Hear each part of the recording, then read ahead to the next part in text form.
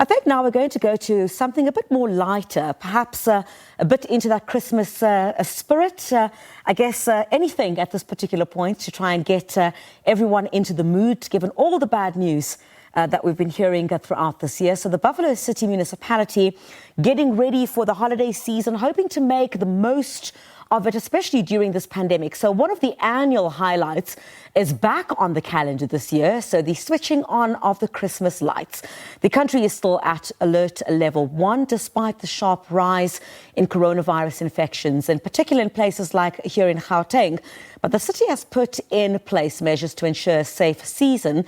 Let's join now Abongile Jantjies, who is attending that switch on, and we cross to him live now. A very good evening to you, Abongile.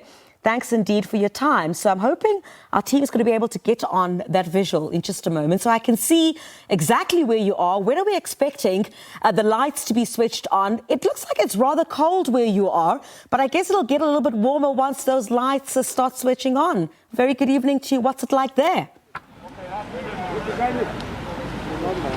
A very good evening to you, Chrisella. Yes, indeed.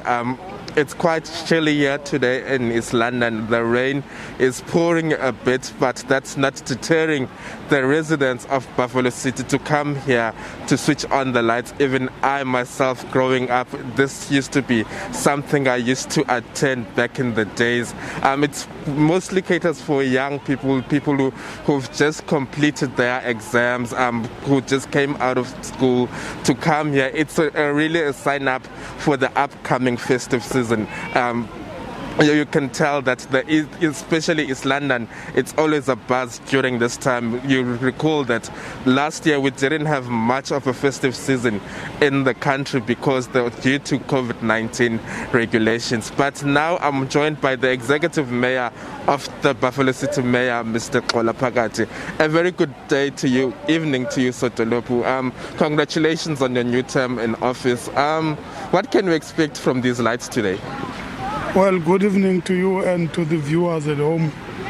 Today we are formally and officially launching our 2021 festive season. This is what we normally do every year on the first week of December as part of promotion of domestic tourism. So we're here to officially launch the festive season. COVID-19, a fourth wave is said to be looming in the country.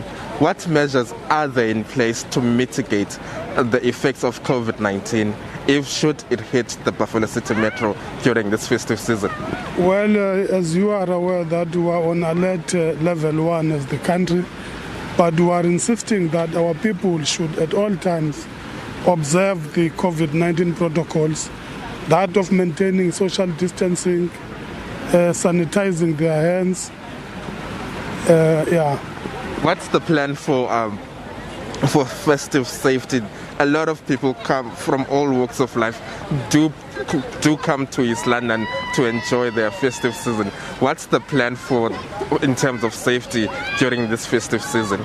Well, we are expecting volumes in terms of people coming down. Remember, we are a labor-sending province to other provinces, and our people will be coming back. Additional to that, we are expecting more visitors to come to enjoy our pristine beaches.